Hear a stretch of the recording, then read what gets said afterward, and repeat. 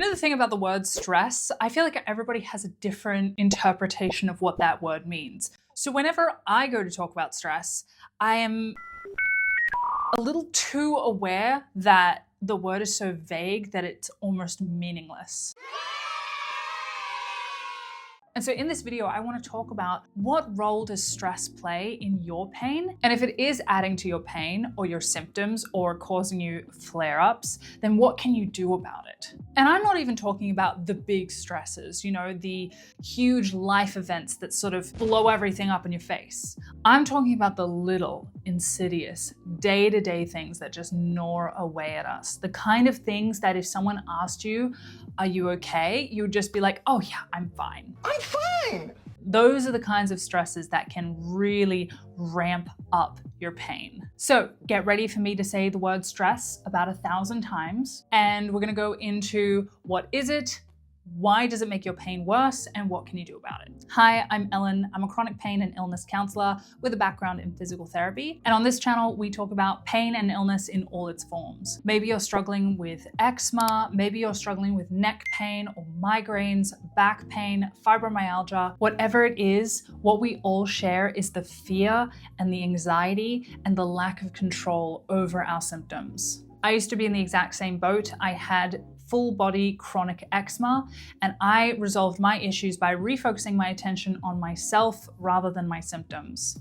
And now I help others do the same. And when I put managing stress at the top of my priority list, that is when life got a whole lot better for me and my skin issues actually started to heal. So first, I feel like we need to get our definitions straight. So I feel like everybody has a different interpretation of what the word stress actually means. And I think of it as 3 different tiers. So you've got top tier stress, things like death in the family, a car accident, living through a natural disaster, bankruptcy. My brain really doesn't want to go into all of those different scenarios, but you know what I mean. The kind of thing where if you were to tell someone like, oh my God, this just happened to me, they would be like, oh, are you okay? I can't believe you got through that. It's just undoubtedly a stressful experience. And then there's mid-tier stress, a fight with your spouse, or a car incident that was more of a prang than a full-blown crash, a project falling apart at work, getting the flu even. These are the kinds of things that we all know they're difficult, but they're part of life.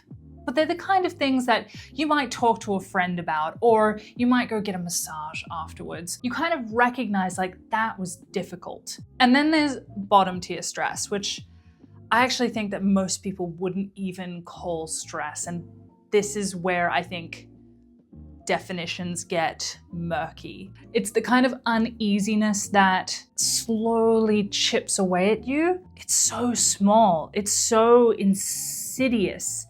It's so under the radar that I think a lot of people dismiss it as not important, not worth thinking about, and certainly couldn't be the thing that's causing their pain.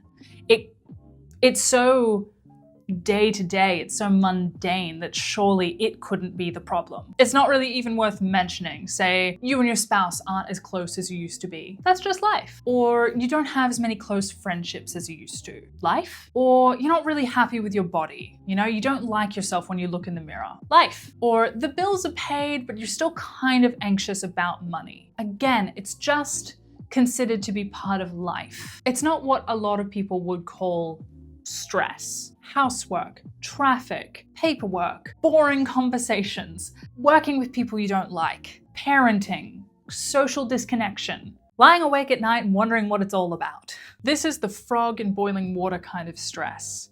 The frog jumps into cold water and it starts to heat up so slowly that you don't really notice that you're being boiled alive. And this is the kind of stress that I think causes most of our issues, because it goes unacknowledged, because we don't see it as something serious enough to actually address and take care of. So this is what I'm including when I say the word stress. I'll sometimes have a client who will come in and they'll have chronic neck tension or chronic lower back pain, or even just pain head to toe.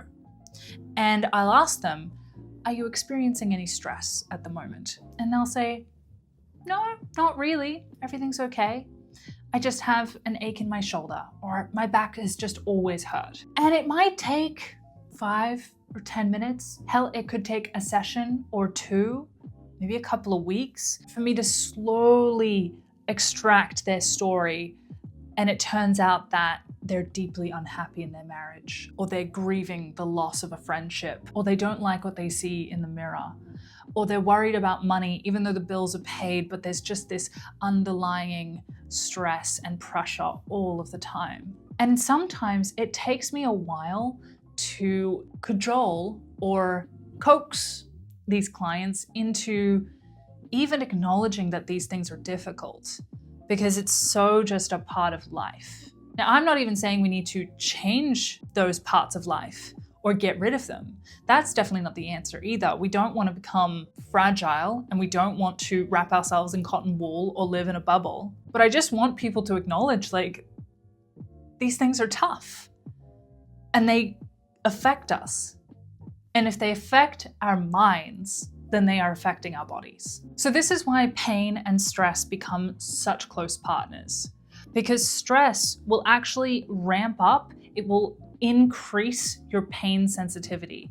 It will cause your brain to send you more pain signals because it's detecting, like, something's wrong, please fix it. I need to protect you. I'm going to tell you, like, hey, pay attention to this. It doesn't even need to be related to an injury. Dr. Howard Schubiner, who is a pain expert, he describes how emotional stress actually lights up the same pathways in the brain as physical pain or a physical injury. And as that emotional stress is repeated and learned and practiced, it will keep that pain switched on, even if there is structurally nothing wrong. It's really not until the stress or the emotional turmoil is recognized and acknowledged and allowed to be expressed that that pain signal will be allowed to dissipate, that the brain will allow that pain signal to be switched off.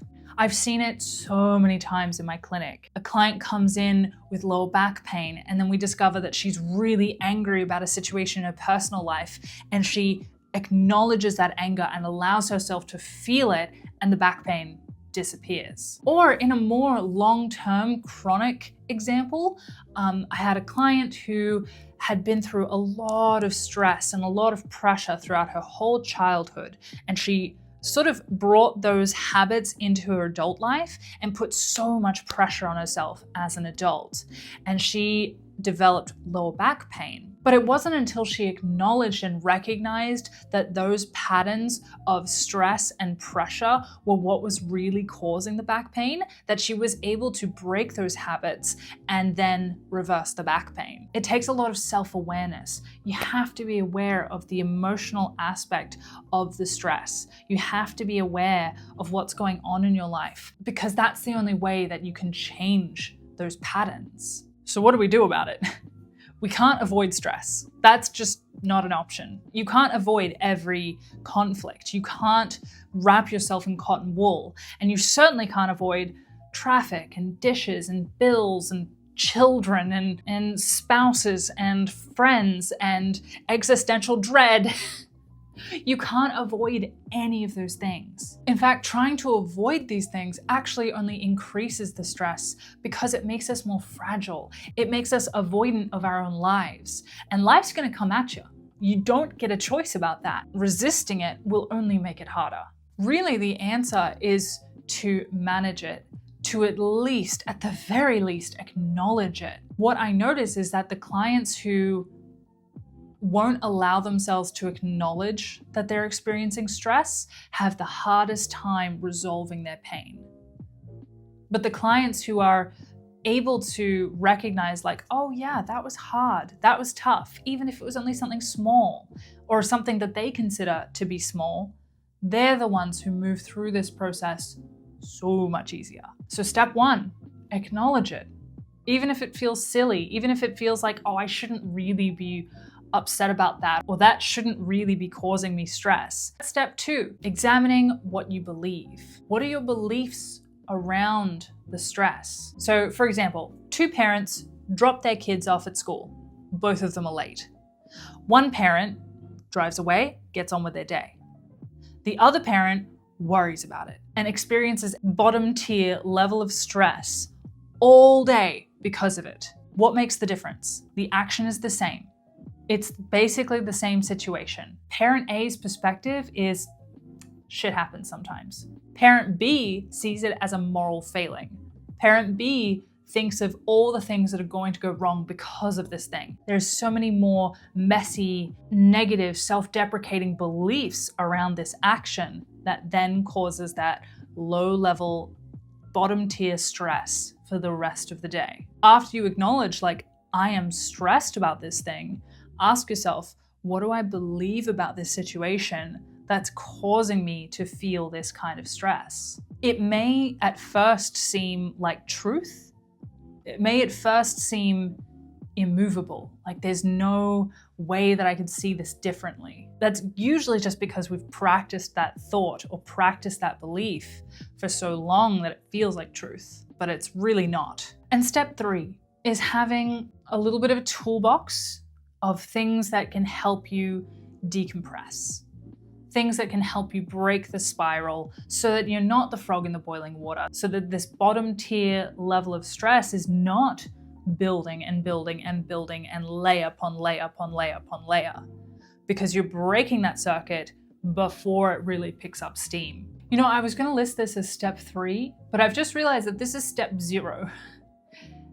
Acknowledging the link between your stress and your pain, because then you can use your pain as your trigger or as your catalyst to ask yourself, like, oh, what am I stressed about? It can be your smoke alarm, as it is actually supposed to be. That is the whole point of pain, is to tell you, like, hey, something's wrong. When there's no physical injury, the brain is still going to create pain when there is emotional stress. So if you're feeling physical pain and there is no physical injury, it means you're stressed. It means there is something going on inside you. And that is your call to action, to ask yourself, what am I stressed about? What's on my mind? What is weighing on me? And what do I believe about it? And that will help you break the cycle. The cycle of stress, pain, stress, pain, stress, pain it's so core to my work that I sometimes forget that people don't know. I think about it all day, every day, that for me, it seems so obvious. But I forget that at one point in my life, I didn't acknowledge it. I had no idea.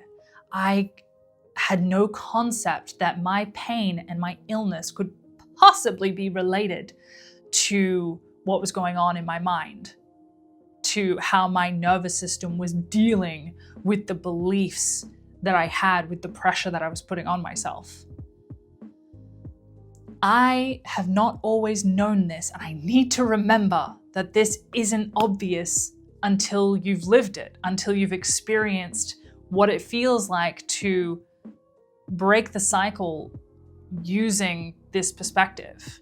There was a time when I tried to solve all of my physical pain and illness from the outside, with every pill and diet and cream and supplement and cleanse that I could. I tried to attack it from the outside, and it didn't once occur to me that my emotions and my pain and my illness were linked.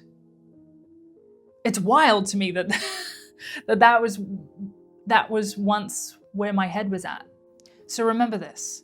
Your pain is not weakness, and your pain is trying to tell you something. It's your biology trying to tell you, like, hey, listen, something's wrong. See what happens when you explore what's going on in your internal world, and you examine your own beliefs, and you examine what you're feeling and how you're thinking, and notice how that affects your body. Now, this channel is all about providing tools and support for how to change beliefs and soothe your nervous system and release pain and get back in control. So if anything in this video resonated with you, make sure you like and subscribe and hit all those buttons, because I'm coming out with new videos every week. I've been surprisingly disciplined and I love talking about this, so I'm not gonna stop.